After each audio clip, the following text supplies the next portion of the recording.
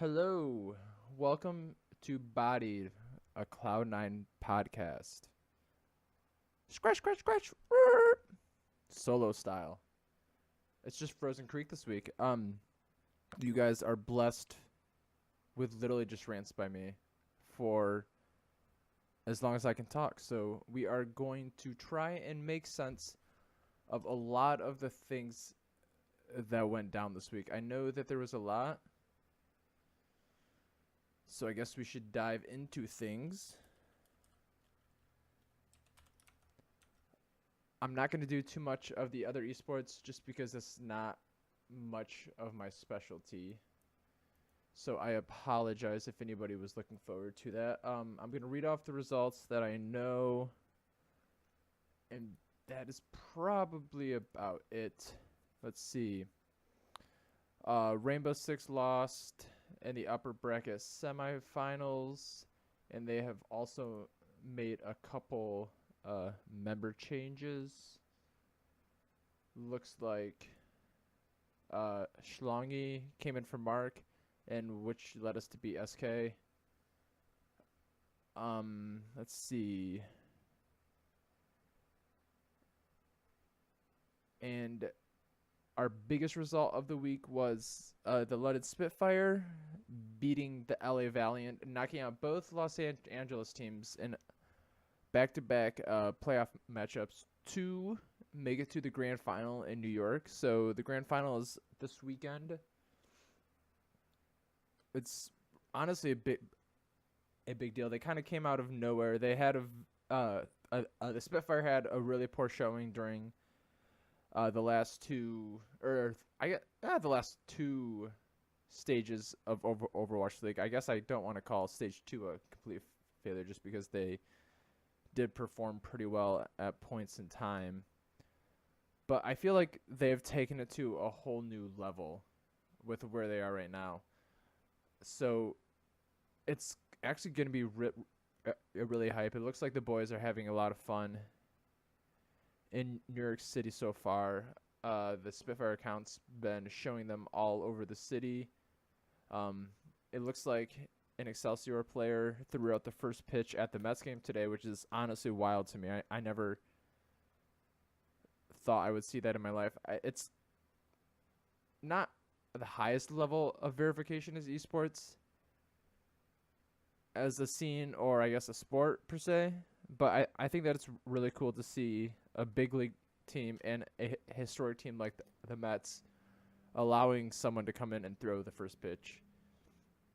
And it was really cool to see Overwatch League being played on big ticket channels. I know that there were some people who were not impressed with the ESPN account, or like the main head ESPN account, tweeting about Overwatch League. But there were actually a lot of people who were like totally into it, just based off the fact that they had geographic locations. So I know there were some people from Philly who were pretty hyped to see the Fusion doing something, even if it wasn't good or bad specifically. But just the fact that it said Philadelphia next to it made a lot of people pretty hype.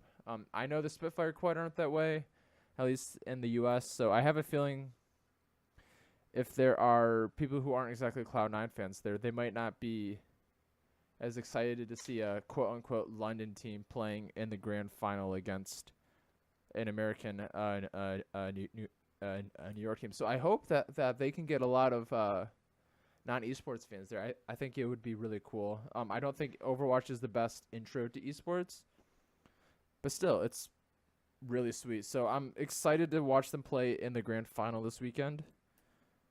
So I hope you guys are able to tag along.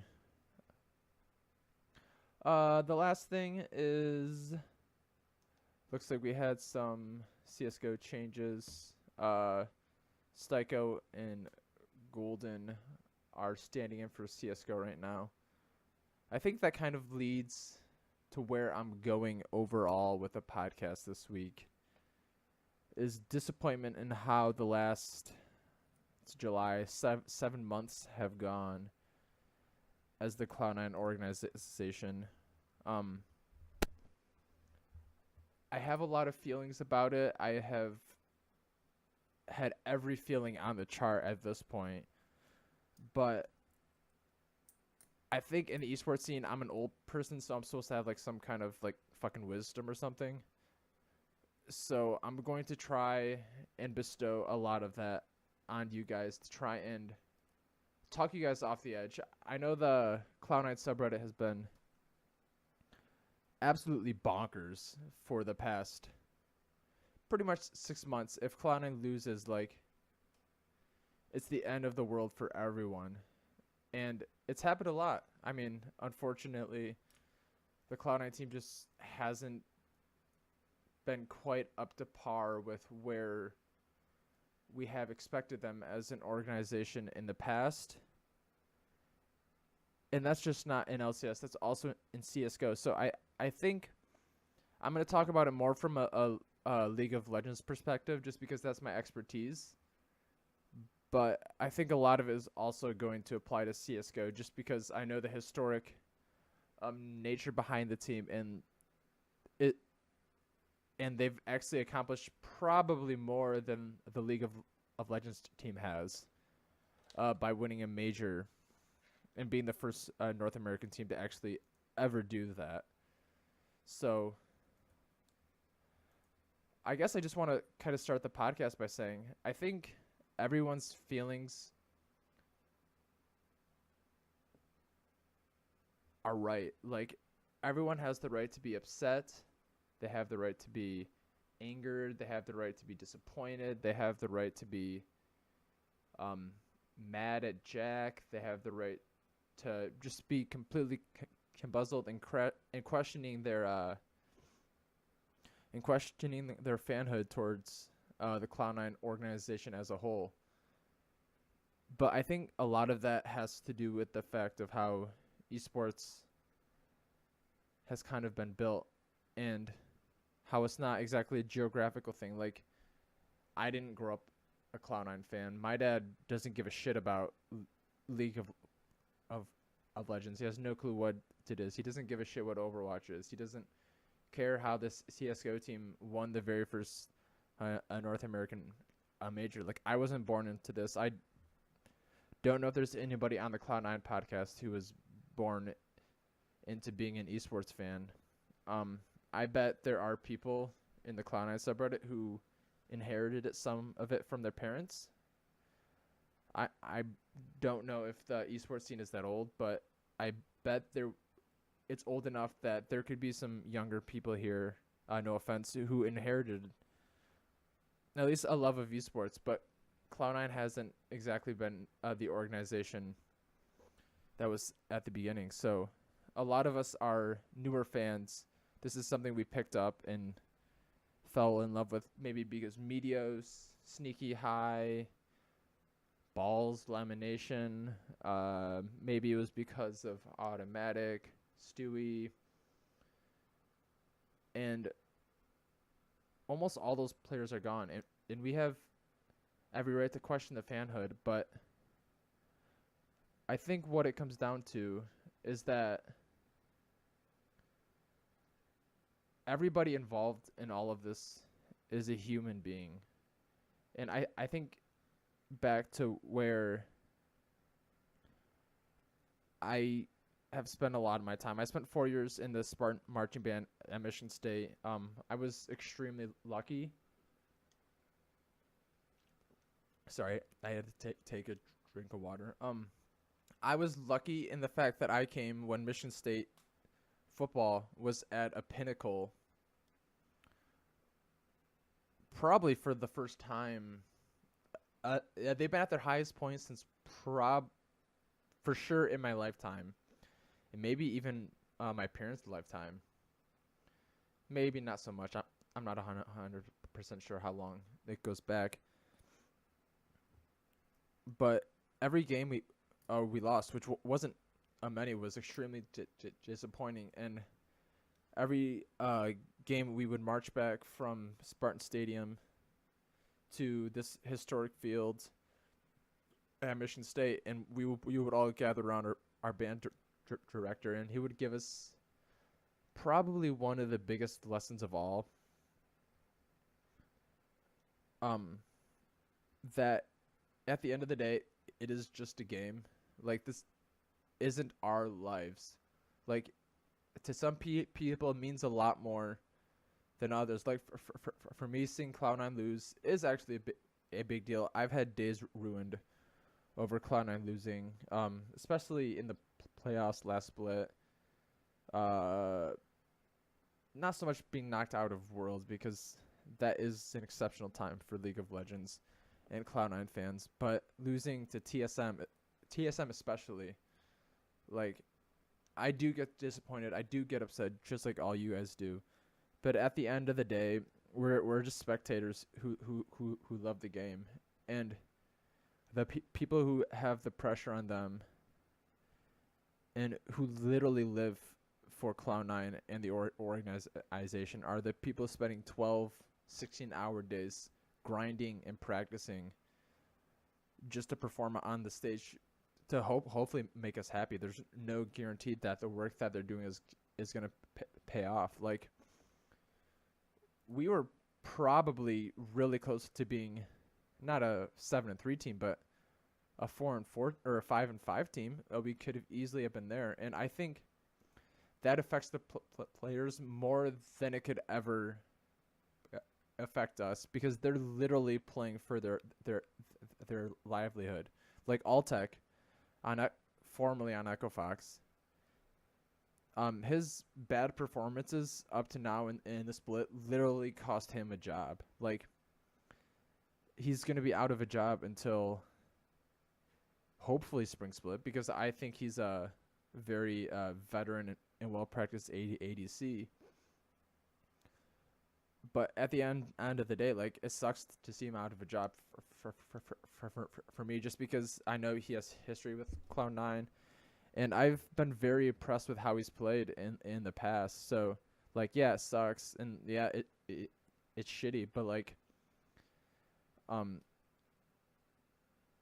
that's his life. Like, no one is gonna feel worse about this than Altec or his girlfriend, even if he knew it was coming. Like, he let himself down. He let down maybe his family. He maybe let down his girlfriend, his friends, who were all expecting him to be playing in LCS, and we're all relying on that paycheck. And I think a lot of it is similar with Smoothie. Like, he spent his whole life, I guess not his whole life, but he spent the past 5-6 years grinding a League of Legends as hard as he can, trying to be the best support in North America and the world. And he just got pushed down to Academy League. Like, even if maybe he deserved it, I don't get to see practices. I don't get to see what he's like in the house. I don't get to see what he's like in comms. So I don't know if he deserved it or not, but deservedly or not, like, he was upset with the situation, because he's been working his ass off, maybe even like 100 hours a week, to be the starting support for Cloud9. And obviously it means a lot to him, or he wouldn't have asked to be traded to Echo Fox. Like, this is literally his life that he's playing for at this point. I mean, he wasn't in the same situation as Altec. Smoothie is a former MVP candidate, and arguably the best support that North America has produced, even up to this point. So he was always going to find a home. But he didn't practice all this time, not figuratively bleed all this blood to sit in a academy and play with fucking Keith. And that holds true for Keith. And I guess that kind of leads me to Jack, because I know that he hasn't handled himself very well in the past 2 or 3 months, especially not within the past couple days after people found out that Smoothie was going. I think he had a bit of a little meltdown on the Cloud9 subreddit, saying things that I would 100% believe he would take back if he could. Maybe not now, but in 2 weeks, 3 weeks, I guarantee he will literally want to take that back, because he's also fighting for his life. Like, this was something he founded on a whim. He quit his decent job to try and develop an esports team that would be something. Like, not be one of the biggest organizations in North America or the world, but to just float and do well. But he's built an organization with footprints in League, Overwatch, CSGO, three of the biggest esports in the world at this point in time. He's now getting into Fortnite, Rainbow Six again. He's been in Dota before. He's been Call of Duty, Rocket League he's in right now. And that is a lot for one person to handle. But he's literally fighting for his life right now. And I think a lot of people need to remember that he's still human and that he still makes mistakes. And even if we don't agree with his judgments, he's not going to be around forever. Hopefully Cloud9 is around forever. And we can continue to support them. Because for me, I know a lot of you guys feel the same way too. Cloud9 really does mean something to us. Like, maybe I don't talk about it with my friends, and I don't go on Twitter bragging about it, but like, seeing Cloud9 win actually makes my day better. Like, and I think that's important for us to continue to have, because I think first and foremost, even if we are just a sneaky fan, like, we just want to see Cloud9 win. Sneaky could go 0-20. Jetson could go 0-20. As long as Cloud9 wins at the end of the day, I think a lot of us are happy, and we do need to remember that what Cloud9 does at the end of the day is most important to us, not how a specific player performs. And I think if if Jack and Reaper wouldn't have made the decision that they did at the beginning of the split, and Sneaky performed poorly, I don't know if we'd be calling for Keith, but we would be calling for some kind of change to be made. I would bet money that if Sneaky was performing poorly, we would be asking for a double mage comp with Jensen and Golden Glue. Like, especially in the state of the meta right now. So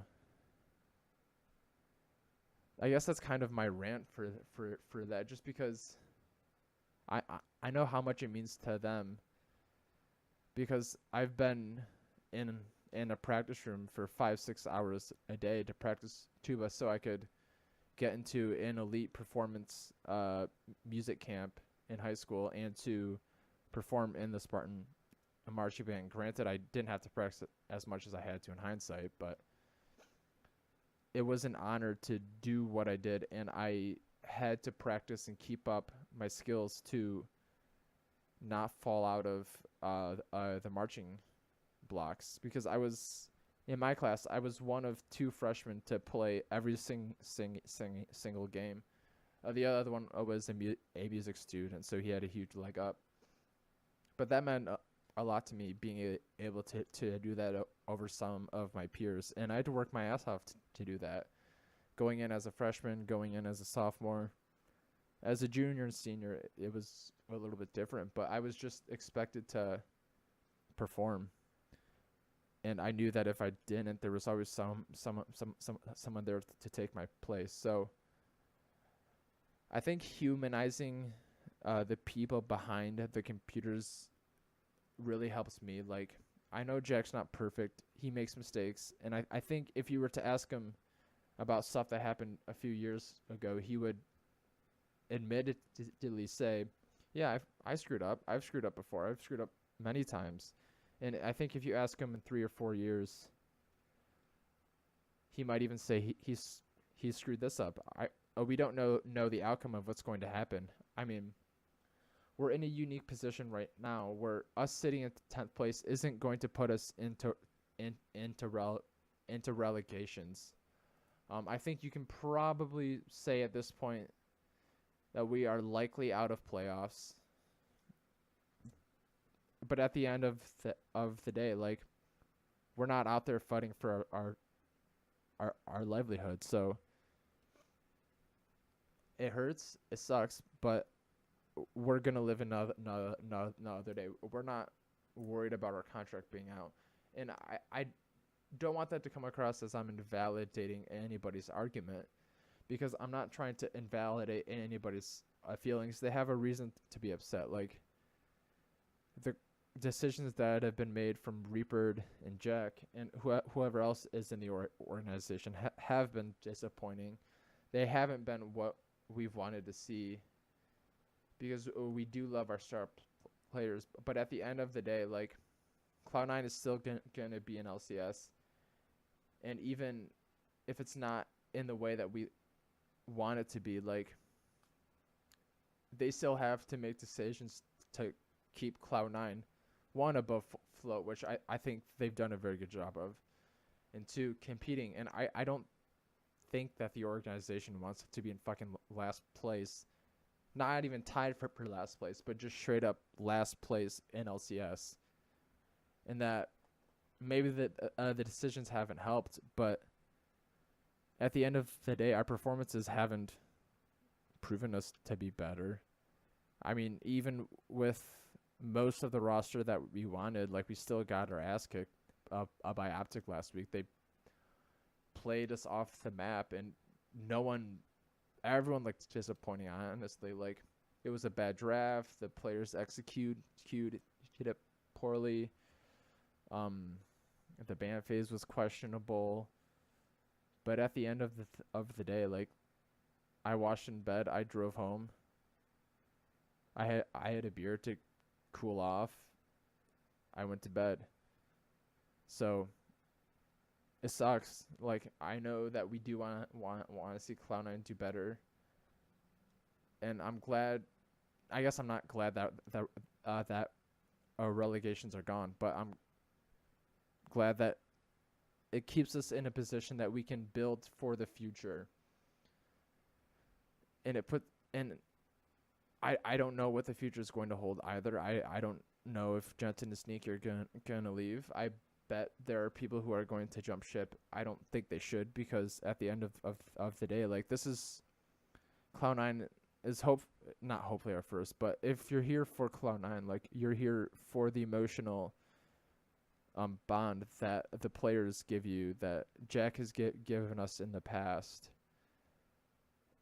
and that's might be affected, but it's not gonna leave. Like, even if Jack, like, completely rebuilds this team, which it looks like might happen at this point, maybe it's for the best. We have a top laner who has shown on his on days that he can be a top 3 laner in a world of not even all-star Korean mids, but, like, world-class Korean mids, like Someday and Looper and Huni. And he's out there every day performing not every day, but he's out there trying his ass off to win, and he's doing a damn good job of it. I know I've been hard on him in the past because I want him to do better. Same as Zazel. I think if he were more than a couple matches into his LCS career, I would be more harsh on him too. I will keep an eye on supports in the future too, because I know I've done a poor job of keeping track of how the supports play, and I will try to provide the analysis on it that we are hoping for, because I know that I've done that with top laners in the past. So I will work on that.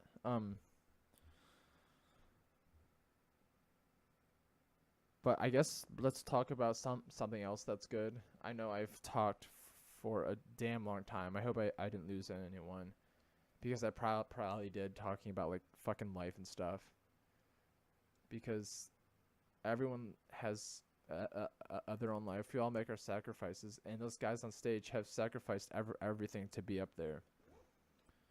So I think that's important to think about, because this is their livelihoods. And same with Jack, like he has to run a business and win at the same time. So whatever the future holds, I think we need to support who's on stage when they go up there. We can question the lineups, we can question the stuff, but we need to keep it civil and try to be as friendly as possible while doing that, I think. And that goes to Jack also.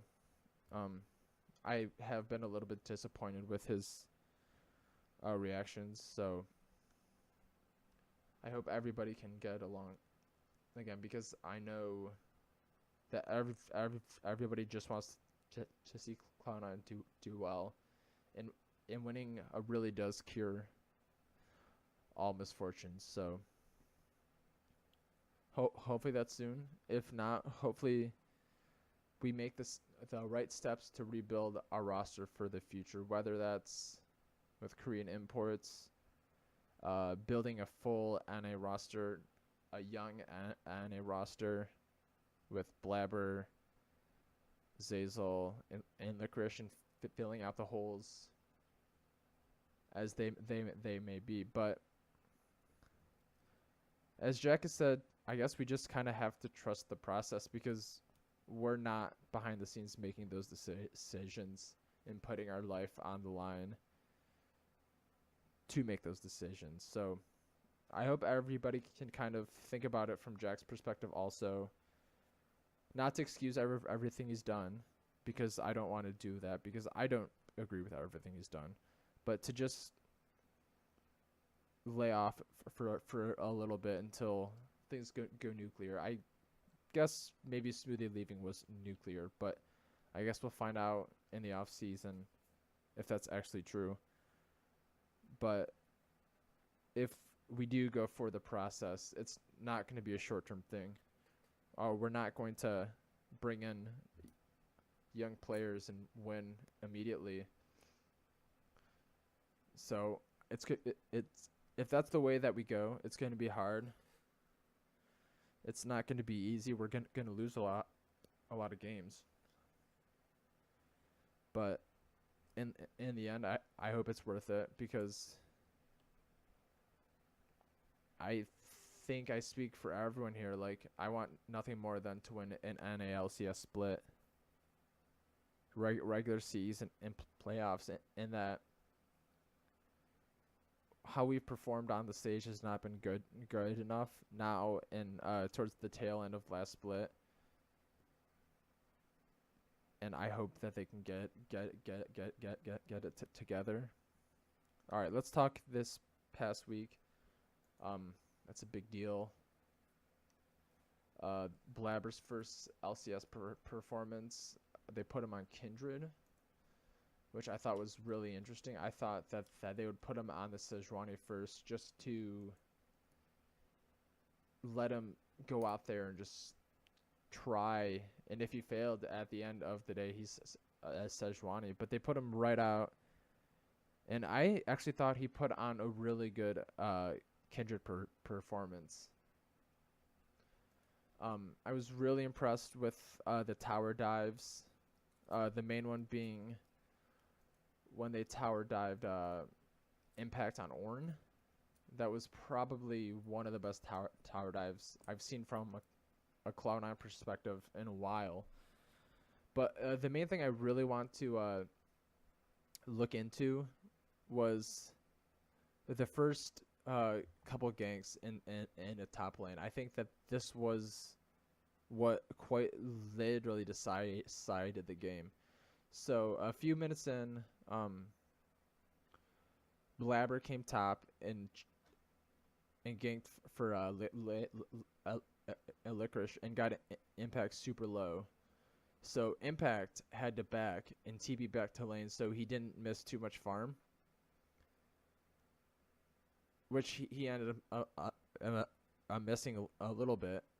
But that wasn't like where the big things happened.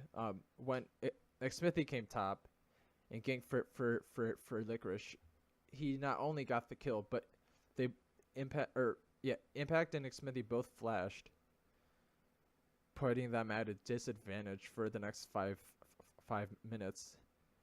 And they did a really bad job of pushing out the lanes. So I don't know if you guys can quite picture this, but the lane was the minions were about halfway through the lane when the gank happened, and Xmithy tried to help Impact push the lane in, but they didn't push it in fast enough thanks to the new death timers, and Licorice was able to teleport to lane with just there was a minion and a quarter left alive, meaning that he didn't lose any XP, he didn't lose any gold like really at all to tower, and then Impact was stuck without TP, stuck without flash, and the wave in a terrible position. So he had two bad choices: back and miss a wave or two and be down 10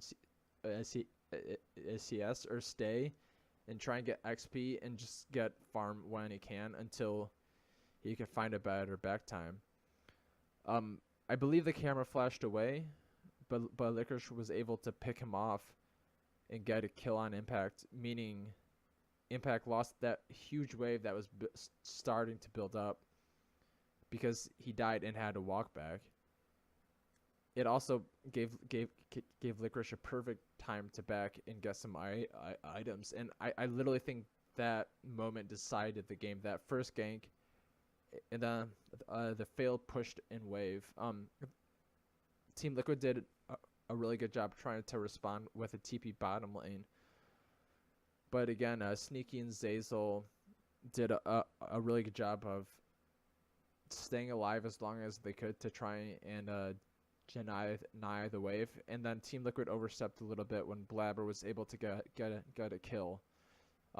They killed Blabber afterwards, but I thought that he did a really good job stalling the waves so we could get a free tower top, and that just goes to show what little changes in the game, like a couple seconds on death timers, can like literally change games. So it was cool to see Licorice also take advantage of that because he was also without flash. I believe he did get ult during the wave, so he was able to knock him up. So I guess that was the good. I thought Blabber played pretty good. I'm not a Kindred main. I barely play him, so I can't say how he played the champion. But I thought overall, I think everyone was happy with the match. The bad with it was Sneaky and Zazel really were punished early on in the wave. They had no way to farm under tower, and Sneaky was behind the whole game and almost essentially worthless. If not for Licorice and Blabber and Jensen, we very well could have lost that game just through bottom lane. And whoever made that call at Baron, after they wiped the team except for Licorice, and then they stopped chasing him to get mid tower when Jensen was coming back, that was a really good call to have Licorice stay. So whoever made that call is incredible. I know if I was playing that game, I would have backed. But that's probably why I'm not playing in LCS. Onto Optic, I was very much less impressed with this game. Letting Mundo into the lineup after we had Zoe and Kled was not ideal. The ban phase was whatever, nothing too major, but I think that the game plan for Optic was just better. Like, Talon is, especially with Smite, he is really good at pushing waves and roaming, and Zoe's, her wave clear is decent, but it's not as good as Talon's, especially once he gets ahead. and they had no way to slow him down once he got going. No one had exhaust. Oh, we didn't have any way to really get on top of him and CC him either. So once he got a rolling, the game was basically over at that point. I thought that we just overall played pretty poorly. Air was able to go off because he had 3 tanks in front of him. And I didn't think that Blabber was as effective as he could have been. It looks like he actually did outfarm Acadian, but again, it doesn't matter if you outfarm someone if you just lose at the end of the day. So I think there were some decent things to pull out of the Optic game. Our draft was not ideal, and we still were able to hold on to the game for a decent amount of time. Once Baron went down, it got a little bit rough because our wave clear was not very good. But I think the coaching staff and the team are going to be able to look into this game and find some decent things that happened, but also some glaring weaknesses in the setup of the game and the execution to be able to make some adjustments for this week, which leads me to this week because I have talked very long. This week, it looks like Saturday, July 28th, we have TSM at 5 p.m. And Sunday, we have 100 Thieves at 4 p.m. This is a huge week for me. TSM is my kryptonite. I know how everyone else here feels about TSM. They've taken championships from us. I guess that's it. They've won everything. They are not humble. They don't care about anybody else except them. And I think it's about time that we beat the shit out of them. I would love nothing more than doing that right now because I'm so tired of them, and I would love to see them not make playoffs and have one of those big losses that they have beat to us because they're a fringe playoff team right now. The standings are actually really close, so they could either get in as like a 2 or 3 seed, even their game behind, or they could fall out. Golden Guardians could pass them. Optic maybe catch up with them, but none of that can happen unless we beat them. 100 Thieves is tied for first at 6-4, which isn't really saying much because that's not that exceptional at this point in time. So every team is beatable at this point, especially if we perform to the level that we did against Team Liquid. So that's kind of what I'm looking for. A 2-0 week would restore my faith in believing that there's actually a chance that we can make playoffs. If I were a betting man, I would bet that we're not going to make playoffs, which is unfortunate, but it's the reality of the situation that we're in right now. So I hope I didn't bore you guys. I jawed away for almost 40 minutes all by myself.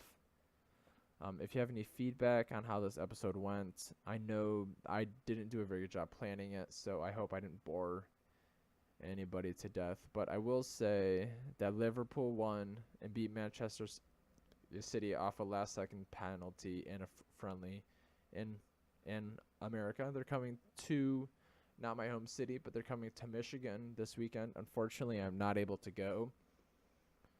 But to all my fellow Reds out there, hopefully someone has been able to make it to a match. So give me some feedback. Let me know what you're feeling. If you have any questions, I guess I didn't look at Twitch. All right, no questions. All right, well, thank you guys. This has been another episode of Bodied, a Cloud9 Fancast, and the first solo cast of my career. I've never talked for 40 minutes straight like this, and I've been talking all day, so my voice is probably shot, and I apologize for that. So thank you guys for listening. It's Frozencreek signing off.